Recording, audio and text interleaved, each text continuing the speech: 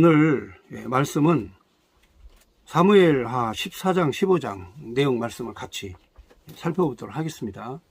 14장에 있는 내용은 간략하게 정리를 하겠습니다.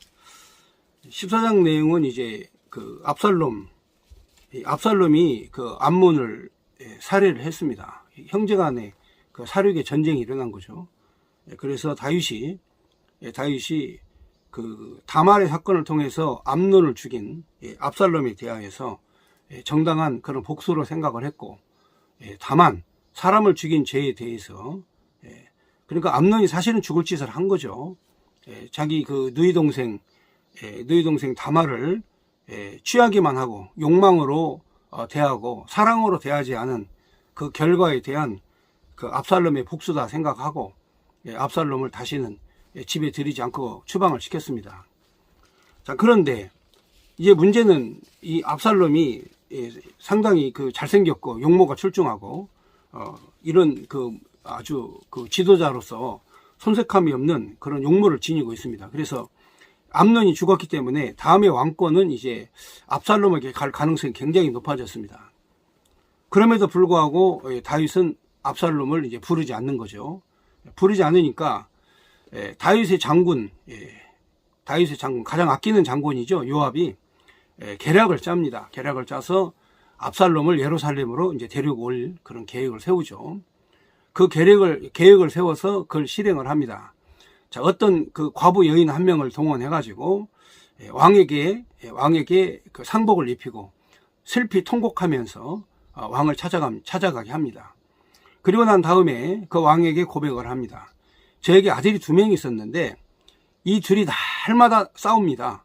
날마다 싸우는데 내가 이 싸움을 도저히 말길 길이 없었습니다. 그런데 어느 날 갑자기 아들 하나가 그 자기 형제를 죽여버렸습니다. 살해를 했더니 동네 사람들이 와가지고 그 살인자를 내놔라. 살인자를 우리가 처형해야 되겠다. 이렇게 하는데 임금님, 이렇게 되면 나는 2 아들을 한꺼번에 잃어버리는 상황이 됩니다. 그러므로 임금님께서 이거 해결을 좀 해주십시오. 이때 다윗이 그렇다면 내가 너의 편이 되어서 그 하나 남은 아들, 비록 형제를 죽인 살인한 죄를 범했다 할지라도 내가 그 아들을 보호해 줄 터이니 그 아들을 내놓으라고 하는 사람들이 있으면 다 왕의 명령이다 하면서 왕의 명령을 전달해라 해가지고 하나 남은 아들은 내가 살려주겠다. 이렇게 다윗이 말을 합니다. 자, 이때 다윗이 가만히 얘기를 듣고 보니까 자기 얘기하는 것 같아요. 그래서 아니 그 형제 암논과 압살롬이 그 복수를 위해서 그 자기 여동생 그 다말의 그런 처절한 슬픔과 아픔에 대한 그런 버림받은 사랑에 대한 이 복수를 위해서 압살롬이 다말을 위해서 암논을 죽이긴 죽였지만, 그렇다고 이 2 형제 중에 다 둘을 내쫓아 버리면 하나는 죽고 하나는 내쫓으면 훌륭한 아들이 이게 둘 다 잃게 된 그런 자신의 모습을 이제 다윗이 알게 된 거죠. 깨닫게 된 거죠. 그래서 다윗이 압살롬을 용서를 해줍니다. 그래가지고 예루살렘으로 데려와라. 데려오는데 내가 아직까지는 이 압살롬의 얼굴을 보기 싫다 해가지고 압살롬을 이제 만나질 않습니다. 만나질 않는데 결국은 다윗이 이 아들을 못 이겨 먹습니다. 그래서 이 다윗이 결국은 이제 이 압살롬을 용서해주고 얼굴을 만나 집으로 초대하고 그리고 이제 그 용서를 해주는 이제 그런 내용이 그 앞에 14장의 내용입니다. 자, 이렇게 해서 죽을 목숨이었던 압살롬이 다윗의 자비와 사랑으로 이제 다시 살아가지고 예루살렘으로 이제 돌아왔습니다. 자, 그런데 이게 이제 문제가 붙었습니다. 이게 무슨 문제냐? 여러분도 잘 알다시피 압살롬이 다윗에게 재판을 받으러 가는 사람들을 도중에 낚아채가지고 자기가 왕노릇 하는 거죠. 왕노릇 하는데 이것을 아주 은밀하게 이 작전을 수행을 합니다. 그래서 왕에게 가야 되는 모든 인심을 압살롬이 중간에서 다 가로채는, 자, 이런 반역 사건이 또 일어납니다. 자, 이런 상황에 있어서 다윗이 대하는 태도, 과연 이 다윗은 어떻게 이 자기 아들 압살롬의 반란에 대해서 어떤 방법으로 이 문제를 해결했는가, 이게 오늘의 내용의 핵심입니다. 결론을 먼저 말씀드리자면 다윗은 사람의 방법을 쓰지 않고 하나님의 방법으로 압살롬을 물리쳤다는 것입니다. 웬만한 사람들은 자기 아들이 반란을 일으키면 다윗도 군대를 소집하고 그리고 반격을 개시하겠지만, 그러나 아버지가 아들과의 전투, 이것을 불가피하게 여기기 때문에, 어쩔 수 없는 그런 상황이기 때문에 아버지가 차라리 왕권을 압살롬에게 물려주고 예루살렘을 떠납니다. 예루살렘을 떠나서 하나님의 방법, 사람의 방법이 아닌 사람이 도전하지 않는 하나님의 도우심으로 압살롬을 제압하는, 이런 내용이 되겠습니다. 그러니까 다윗이 왜 위대하냐면, 다윗이 위대한 것은 바로 자기를 반역했던 압살롬조차도 다윗은 자기 편으로 만들려고 하는, 깨우치고 뉘우치게 하려고 하는 그런 방법을 사용했던 거죠. 그러니까 사람이 살아가는 데 있어서 가장 중요한 것은 바로 과거에 있었던 자신의 잘못을 뉘우치고 깨닫고 돌이키는 것이 반드시 필요한 것입니다.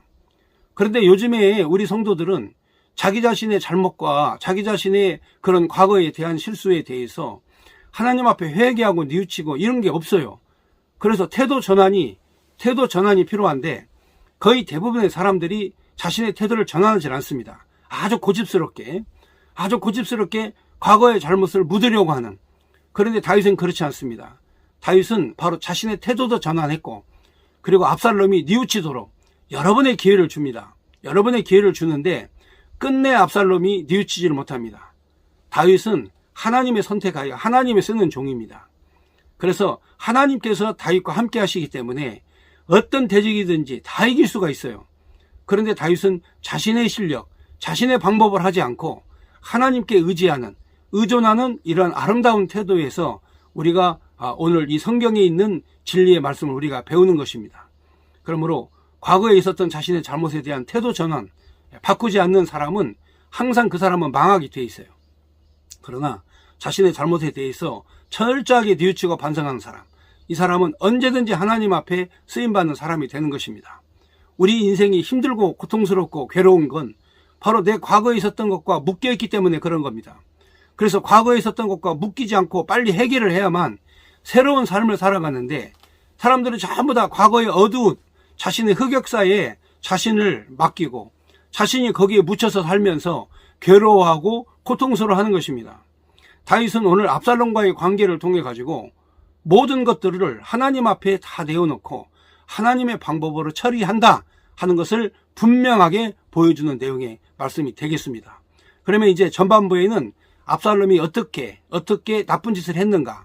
자, 이 압살롬의 한 그 전술을 보면은 꼭 그 공산당 전법, 공산당이 이렇게 한 명씩 사람을 포섭하는 이제 이러한 전법을 이제 사용을 하죠.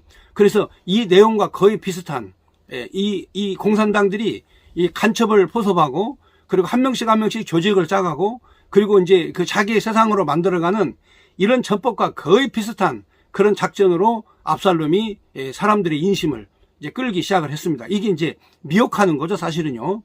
미혹하는 이 전법을 쓰는데 사실 이게 성공한 것처럼 보여요. 실제적으로 이게 성공했습니다, 사실은. 자, 그러면 이 압살롬의 그런 그 전략을 한번 보겠습니다. 자, 15장 1절 읽겠습니다. 그 후에 압살롬이 자기를 위하여 병거와 말들을 준비하고 호위병 50명을 그 앞에 세우니라. 압살롬이 일찍 일어나 성문 길 곁에 서서 어떤 사람이든지 송사가 있어 왕께 재판을 청하러 올 때 그 사람을 불러 이르되 너는 어느 성읍 사람이냐 하니 사람의 대답이 종은 이스라엘 아무 지파에 속하였나이다 하면, 자, 이렇게 왕에게 가는 사람, 왕에게 재판을 받으러 가는 사람을 성문에서 압살롬이 이제 그 접선을 합니다. 접선을 해가지고 이 사람을 전향을 시키는 거죠. 그런데 전향을 시킬 때 그 병거와 말을 준비하고, 왕자니까 병거와 말을 준비하고 호위병, 자신을 그 지키는 호위병 군사를 50명을 딱 앞에 세워놔요. 그럼 사람들이 위압을 느끼는 거 아니겠습니까? 자, 이게 압살롬이라는 그 잘생기고 멋있게 생긴 이 사람에게 사람들이 다 속아 넘어갈 수 있도록 자신의 그런 위엄과 그 실력을 보여주는 거죠. 내가 이만큼 호위병을 거느리고 나는 왕자다. 너 어디로 가냐? 하고 물어보면 왕에게 갑니다. 그러면 왕에게 갈 것 없어. 나한테 와. 내가 다 해결해 줄게. 해가지고 그 사람을 이제 포섭을 하는 거죠. 3절에 보면 압살롬이 그에게 이르기를 보라. 내 일이 옳고 바르다마는 내 송사를 들을 사람을 왕께서 세우지 아니하셨다 하고, 또 압살롬이 이르기를 내가 이 땅에서 재판관이 되고 누구든지 송사나 재판할 일이 있어서 내게로 오는 자에게 내가 정의 베풀기를 원하노라. 그러니까 왕께서는 너를 위해서 재판관 안 세웠어. 그러니까 내가 재판관이야. 내가 너에게 정의를 베풀 거야 하면서 사람이 가까이 와서 그에게 절하려 하면 압살롬이 손을 펴서 그 사람을 붙들고 그에게 입을 맞추니. 자, 이게 이제 왕이 행색을 하는 거죠. 왕이 하는 방법과 똑같은 방법으로 이제 엎드려 절을 하면 가서 다 끌어안고 입을 맞추면서 너는 내 편이야 하면서 포섭을 하는 겁니다. 그러니까 사실은 이 사람은 왕에게 가야 될 사람인데 압살롬이 중간에서 가로챈 거죠. 중간에서 가로채가지고 지금 자기 사람으로 만든 거죠. 자, 그래서 6절에 보면 이스라엘 무리 중에 왕께 재판을 청하러 오는 자들마다 압살롬의 행함이 이와 같아서 이스라엘 사람의 마음을 압살롬이 훔치니라 그랬어요. 그러니까 이제 소문이 퍼지기 시작한 거예요. 자, 소문이 퍼졌는데 예루살렘의 성문에 들어오면 압살롬이 백성을 맞이하고 전부 다 포섭을 하는 거죠. 그러니까 이게 이제 쫙 이스라엘 전체에 퍼진 겁니다. 아, 예루살렘에 가니까 왕은 나타나지 않고 압살롬이 왕이 되었다. 왕이 되었다 하는 소문이 이스라엘 전역에 서서히 퍼지기 시작하면서 압살롬이 다윗에게 향한 백성들의 마음을 다 훔쳐가 버린 거죠. 예. 바로 여러분들도 이제 잘 아셔야 됩니다. 예. 잘 아셔야 되는 게 현재 이 압살롬이 이 사악한 방법은 백성들의 마음을 훔치고 빼앗는 거죠. 예. 그러니까 정의가 아니죠. 본질이 아니죠. 자기 자신의 욕망을 위해서 왕에게 가야 될 사람을 중간에서 가로채고 낚아채는 이런 나쁜 짓을 지금 하게 되는 거죠. 자, 7절 4년 만에 압살롬이 왕께 아뢰되 내가 여호와께 서원한 것이 있사오니 청하건대 내가 헤브론에 가서 그 서원을 이루게 하소서. 당신의 종이 아람 구슬에 있을 때 서원하기를 만일 여호와께서 반드시 나를 예루살렘으로 돌아가게 하시면 내가 여호와를 섬기리이다 하였나이다. 왕이 그에게 이르되 평안히 가라 하니 그가 일어나 헤브론으로 가니라. 자, 이제 예루살렘 안에서는 그 다윗을 호위하는 그 군대가 있기 때문에 반역을 일으킬 수가 없지 않습니까? 그래서 다윗이 원래 헤브론으로 가서 왕이 되었던 것처럼, 자, 헤브론이 어디냐면 유다 지파들이 사는 그런 그 유다 지파의 수도입니다. 그 유다 지파들이 살고 있는 헤브론으로 가가지고 바로 이제 그 영모를 완성하기 위해서 헤브론으로 이제 이동을 하죠. 자, 다윗은 사실은 그걸 모르죠. 그 사실을 잘 모르고 그러면 가라 해가지고 보냅니다. 압살롬을 보냈는데, 그런데 압살롬은 지금 현재 헤브론에서 이제 완벽한 자신의 그런 군대, 자신을 따르는 그런 이 국가를 만들기 위해서 이제 자기가 떠난 거죠. 거기 보면 10절에 보면 이 압살롬이 정탐을 이스라엘 모든 지파 가운데 두루 보내 이르기를 너희는 나팔 소리를 듣거든 곧 말하기를 압살롬이 헤브론에서 왕이 되었다 하라 하니라. 그때 청함을 받은 200명이 압살롬과 함께 예루살렘으로부터 헤브론으로 내려갔으니 그들은 압살롬이 꾸민 그 모든 일을 알지 못하고 그저 따라가기만 한 사람들이더라. 자, 이렇게 아무것도 뭣도 모르고 예루살렘에서 왕자가 압살롬으로 가니까 초대장을 보내요. 그래서 우리 함께 거기서 잔치를 하자 가지고 초대장을 보냈는데, 여기 전부 다 다윗 편에 있던 사람들이 이 헤브론으로 압살롬을 따라간 거예요. 그러면서 압살롬은 이 이스라엘 모든 12지파에게 전령을 보내서 바로 이제 다윗이 왕권을 압살롬에게 넘겼다. 그러므로 압살롬이 이제는 이스라엘의 왕이다 하면서 이제 완벽한 역모, 반역을 꾸민 거죠. 여기에 이제 200명의 그런 관원들, 방백들, 그리고 이제 천부장, 백부장, 장군들, 자, 이렇게 청함받은 사람들도 자신도 모르는 사이에 압살롬 편에 서가지고 헤브론으로 간 거예요. 그래서 헤브론에 가자마자 바로 이 압살롬이 거기에서 이제는 이스라엘의 왕권을 내가 위임을 받았다 하면서 선언을 해버린 거죠. 그러니까 자신도 모르는 사이에 반역편에 선 거예요. 그러니까 오늘 우리나라도 많은 정치인들이 사실 자신도 모르는 사이에 포섭이 돼가지고 바로 이렇게 그 공산주의 편에 선 사람들이 많아요. 자신이 이렇게 포섭이 됐는지, 자신들이 어떻게 정치적으로 이용을 당하는지, 자신들이 어떻게 공산주의 이념에 빠졌는지 이것도 모르는 사이에 그 무리에서 놀다가 보니까 자신도 함께 사는 사람들이 사실은 많이 있습니다. 이렇게 압살롬은 바로 이 공산주의 전법, 공산주의가 포섭하는 이런 전략 전술대로 야금야금 먹어가면서 결국에는 이제 헤브론에 가가지고 이스라엘은 내 나라다 이렇게 선포를 해버린 거죠. 대단한 그런 실력입니다. 그러니까 뭐 다윗은 나이를 먹어가지고 그 순발력 있게 대응을 못할 뿐만이 아니라 이렇게 도전해오는 압살롬에 대해서 군대를 소집해가지고 나팔을 불고 전령을 보내고 이에 대항할 수 있는 그런 군대를 소집하면 할 수 있어요. 그러나 적이 누구냐면 적이 자기가 낳은 아들이에요. 자기 아들이라 이 말이죠. 그렇기 때문에 다윗의 마음속에 이것은 하나님이 하실 일이다. 이거는 하나님이 분간하실 일이다. 하나님이 압살롬을 왕으로 세우시면 압살롬이 왕이 되는 것이고 하나님이 나를 포기하셨으면 압살롬이 내 대를 이어 왕이 되는 것이다.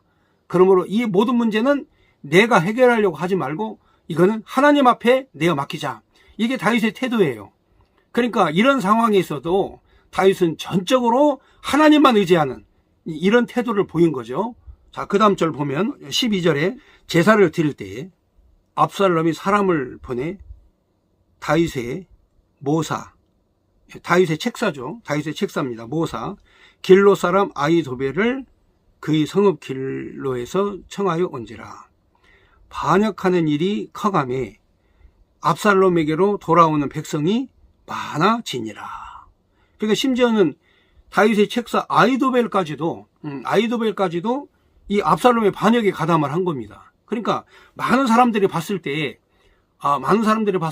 압살롬이 왕이 맞구나. 왜냐? 다윗의 책사 아히도벨까지도 이 압살롬 편에 서가지고 바로 이 반역의 자리 함께 하기 때문에 사람들이 그게 반역인지, 그게 역적모인지, 그게 무슨 공산주의 혁명인지 자신들이 뭔지 아무것도 모르는 사이에 전부 다 마음이 다 쏠려가지고 바로 이렇게 군중 심리에 의해서 바로 압살롬을 따르게 되었다 이거죠. 그러니까 우리가 사실은 이 다윗의 태도를 놓고 우리가 참 답답할 일도 있죠. 깝깝할 일도 있고 다윗이 바로 군대 소집하고 비상령 선포하고 이 압살롬과 대적해서 압살롬 무찌르면 끝나는 일을 가지고 다윗이 그렇게 하지 않아요. 모든 사람들이 다윗이 가만히 있는 동안에 전부 다 압살롬 편에 서가지고 많은 사람들이 압살롬과 함께 이제 그 헤브론에서 다윗을 배척하고 이 압살롬을 왕으로 만들게 된 거죠. 14절에 보면 다윗이 예루살렘에 함께 있는 그 모든 신하들에게 이르되 일어나 도망하자. 압살롬에게서 피하지 못하리라. 빨리 가자. 두렵건대 그가 우리를 급히 따라와 우리를 해하고 칼날로 성읍을 칠까 하노라. 왕의 신하들이 왕께 이르되 우리 주 왕께서 하고자 하시는 대로 우리가 행하리이다. 보소서 당신의 종들이이다 하더라. 그러니까 신하들이 깜짝 놀란 거예요. 왜냐하면 지금이라도 군대 장관이 군사를 소집하고 얼마든지 저들의 그 쿠데타를 대응할 수 있는 그런 기회가 있거든요. 그런데 이 신하들이 뭐라고 얘기했냐면 맞습니다. 우리는 왕께서 결정하신 대로 하겠습니다. 왕이 이끄시는 대로 따라가겠습니다. 하면서 예루살렘에서 도망을 가는 거죠. 자, 처절한 그런 자신의 모습, 자신이 그 어떤 모습이었는가. 이제 여기에서 다윗과 그 다윗을 따르는 그런 신하들이 자신의 모습이 어떤 모습인가를 여기서 보게 되죠. 이때에 하나님도 보고 계셔요. 인간이 가장 어려운 상황이 있을 때, 인간이 가장 고통스러운 상황이 있을 때, 인간이 해결할 수 없는 그런 상황이 있을 때, 이때에 바로 하나님이 함께 하시거든요. 지금 바로 이 상황이 그런 상황이에요. 다윗이 하나님을 의지하면서 아들에게 대항할 수는 없고, 자, 우리가 예루살렘을 비워주자. 예루살렘을 비워주고 우리가 여기에서 목숨을 부재하면서 여기서 떠나자. 우리를 도우신 이는 하나님밖에 없다 하면서 다윗은 인위적 방법을 사용하지 않고 예루살렘을 비워줍니다. 16절에 왕이 나아갈 때에 그의 가족을 다 따르게 하고 후궁 10명을 왕이 남겨두어 왕궁을 지키게 하니라. 왕이 나감에 모든 백성이 다 따라서 벳메르악에 이르러 멈춰서니, 벳메르악이 어떤 이제 그 멀리 그 외궁이죠. 외궁 멀리 떨어져 있는 궁을 하나 만들어 놨는데 거기서 멈췄습니다. 그들의 모든 신하들이 그의 곁에서 지나가고 모든 그렛 사람, 모든 블렛 사람 및 왕을 따라 가드에서 온 모든 가드 사람 600명이 왕 앞으로 행진하니라. 이제 다윗이 떠나가니까 다윗을 사모했던 그런 사람들이 전부 다 다윗을 따르는 거예요. 여기 보니까 블레셋에 있는 사람, 또 가드도 블레셋 땅에 있는 사람이죠. 또 그릿 시내가에 살고 있던 북방의 그렛 사람. 자, 이런 사람들이 다 전부 다 다윗을 따르는 거예요. 그 600명이나 따라왔어요. 그러니까 이스라엘 사람들은 전부 다 저기 헤브론으로 가고, 그 다음에 다윗을 따른 사람들은 다윗을 존경하고 그 사모했던 그런 그 이방 족속들, 그 외곽 변두리에 있던 사람들, 자, 이런 사람들은 전부 다 다윗 편이 된 거예요. 그러면서 다윗을 함께 따라갔죠. 19절, 그때의 왕이 가드 사람 이때에게 이르되 어찌하여 너도 우리와 함께 가느냐? 너는 쫓겨난 나그네이니 돌아가서 왕과 함께 내 곳에 있으라. 너는 어제 왔고 나는 정처 없이 가니 오늘 어찌 너를 우리와 함께 떠돌아다니게 하리요. 너도 돌아가고 내 동포들도 데리고 가라. 은혜와 진리가 너희와 함께 있기를 원하노라 하니라. 그러니까 다윗이 야, 나는 나그네가 됐다 이제. 응? 나는 나그네가 됐고 너는 이제 그 추방된 사람이니까 그냥 네 자리에 있으면 너는 안전하다. 그러니까 나를 생각하지 말고 너는 너에 있는 자리로 가라. 나는 지금부터 정처 없는 나그네가 되어가지고 내가 너를 더 이상 지킬 수가 없다. 자, 이렇게 이제 얘기를 하죠. 21절에 이때가 왕께 대답하여 이르되 여호와의 살아계심과 내 주 왕의 살아계심으로 맹세하옵나니 진실로 내 주 왕께서 어느 곳에 계시든지 사나 죽으나 종도 그곳에 있겠나이다 하니 다윗이 이때에게 이르되 앞서 건너가라 하매 가드 사람 이때가 그의 수행자들과 그 함께한 아이들이 다 건너가고 온 땅 사람이 큰 소리로 울며 모든 백성이 앞서 건너가매 왕도 기드론 시내를 건너가니 건너간 모든 백성이 광야의 길로 향하니라. 그러니까 이제 적과 꿀이 흐르는 가나안 땅을 놔두고 이제는 통곡하면서 이제 울면서 예루살렘을 떠나 이제 기드론 시내를 건너서 광야 길을 갔습니다. 이 내용을 보시면 여러분 아시겠습니다만 다윗이 아주 그 왕의 자리에서 아들의 반란으로 인해서 가장 그 비참한 자리에 갔다 할지라도 하나님은 이때와 같이 내가 살아도 죽어도 나는 왕을 모시겠습니다 하면서 자신의 가족과 군대를 거느리고 왕을 따라서 고난의 길로 가는 이런 사람도 있고, 이렇게 왕과 마음을 같이 하는 고난의 길을 함께하는 사람도 있고, 그리고 또 이 왕을 배신해서 압살롬에게 간 사람도 있다 이 말이죠. 자, 이때 여러분들이 어느 편에 서야 됩니까? 자, 여러분들이 이때 다윗이 쫓겨난다. 여러분이 어느 편에 설 거예요? 자, 이때처럼 이 가드 사람은 블레셋 쪽에 사는 사람이거든요. 그런데 이 이스라엘 사람들은 헤브론에 있는 전부 다 압살롬에게 갔고, 그리고 이런 버림받은 사람이 다윗과 함께 따르기로 했을 때 여러분들은 과연 어떤 위치에서 어떤 선택을 해야 되는가? 이게 매우 심각한 거 아니겠습니까? 24절에 보면 보라 사독과 그 함께한 모든 레위 사람도 하나님의 언약궤를 메어다가 하나님의 궤를 내려놓고 아비아달도 올라가서 모든 백성이 성에서 나오기를 기다리는도다. 왕이 사독에게 이르되 보라 하나님의 궤를 성읍으로 도로 메어 가라. 만일 내가 여호와 앞에서 은혜를 입으면 도로 나를 인도하사 내가 그 궤와 그 계신 데를 보이시리라. 다윗이 결단을 한 거죠. 이것은 하나님이 하실 일이다. 그러니까 제사장이 이제 왕이 움직이니까 법궤를 메고 이제 왕을 따라가려고 나와요. 근데 다윗은 스톱! 움직이지 마라. 너희는 거기 있어라. 하나님께서 내게 은혜를 힘입히시면 내가 다시 와서 이 법궤에 있는 하나님의 처소에서 예배를 하겠지만 하나님이 나를 버리시면 나는 여기서 그대로 나는 죽는다.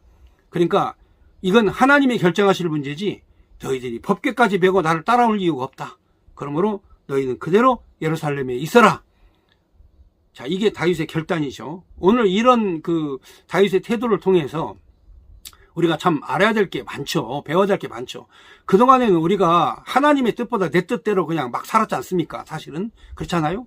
근데 이런 상황에서 하나님의 도우심을 구하는, 바로 우리 민족이 지금 절체절명의 위기에 있을 때 이때에 크리스찬들이 하나님의 도우심을 구하는 그런 결단의 기도, 이게 이제 필요한 상황이죠. 26절에 그러나 그가 이와 같이 말씀하시기를 내가 너를 기뻐하지 아니한다 하시면 종이 여기 있사오니 선이 여기시는 대로 내게 행하시옵소서 하니라.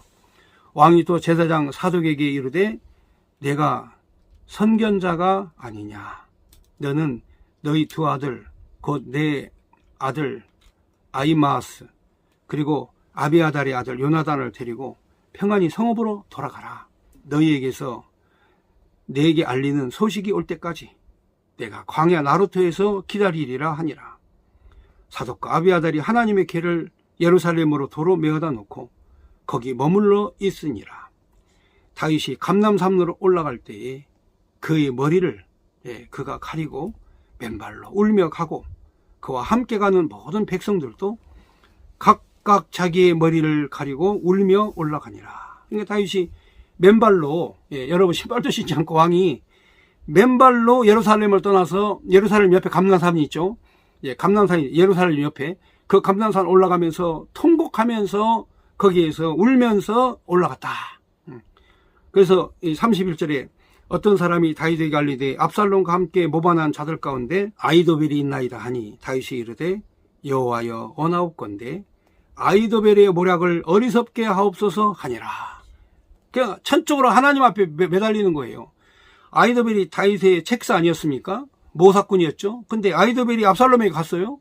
그래 다윗 어떻게 합니까? 우리 인간 같으면 저런 죽일 놈, 저런 나쁜 놈 하면서 하지만 다윗은 그렇지 않아요. 하나님, 이건 하나님이 보내셨으니 하나님이 알아서 책임져 주십시오.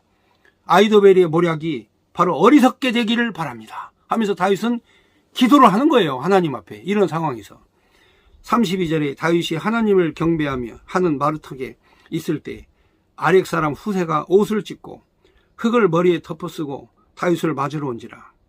다윗이 그에게 이르되 내가 만일 나와 함께 나가면 내게 누를 끼치리라. 그러나 내가 만일 성읍으로 돌아가서 압살롬에게 말하기를 왕이여 내가 왕의 종이니이다. 전에는 내가 왕의 아버지의 종이었더니 이제는 내가 왕의 종이니이다 하면 내가 나를 위하여 아히도벨의 모략을 패하게 하리라. 다윗은 도망가면서도 예루살렘을 도망가면서도 바로 하나님께서 도우심을 입을 사람을 다 심어 놓아요. 다 심어 놓습니다. 그러니까 이 후세가 나중에 결정적 역할을 하는데 바로 하나님께서 너를 도와주실 것이다. 그러므로 아히도벨이 어떤 모략을 하든지 그 정보를 나에게 다 알려다오 하면서 너는 예루살렘에 남아라. 그러면서 너는 압살롬의 편이 된 것처럼 그 자리에 있어라 하면서 이 후세에게 명령을 내립니다. 35절에 사독과 아비아달 두 제사장이 너와 함께 거기 있지 아니하냐. 내가 왕의 궁중에서 무엇을 듣든지 사독과 아비아달 두 제사장에게 알리라. 그들의 두 아들 곧 사독과 아히마아스와 아비아달의 요나단이 그들과 함께 거기 있나니 너희가 듣는 모든 것을 그들 편에 내게 소식을 알리리라 하는지라. 다윗의 친구 후세가 곧 성읍으로 들어가고 압살롬도 예루살렘으로 들어갔더라. 자, 그러니까 후세가 다윗의 친구죠. 예, 전장을 함께 누볐던 이 사람이 바로 압살롬의 편에 서서 갑니다. 다윗의 명령으로. 그래서 바로 이 제사장과 함께 예루살렘의 가장 핵심적인 역할, 예루살렘을 회복하는 가장 핵심적인 역할을 했던 이 사람들을 하나님이 세워놓으시죠. 그래서 다윗은 결국은 그렇습니다. 이인적 방법, 사람의 생각, 이걸 하지 않고 하나님 인도하시는 대로 하나님께서 나에게 다시 법궤를 보여주시면 내가 이곳에서 예배를 하고 압살롬이 왕이 되어서 하나님 압살롬을 선택하시면 나는 이대로 광야에서 떠돌이 생활을 하겠다. 정치 없이 떠나겠다. 이게 다윗의 생각이었습니다. 하나님께 의지하는 것이 가장 잘하는 방법입니다. 오늘 이 말씀은 바로 하나님께 의지하는 다윗이 가장 잘하고 있었다 하는 내용의 말씀. 가장 고난을 받고 있지만, 가장 어려운 자리에 처하지만, 정치 없이 떠나고 가장 처절한 상황이 됐지만 하나님을 의지하는 것이 가장 잘 되는 일이다 라는 내용의 말씀을 드렸습니다. 감사합니다.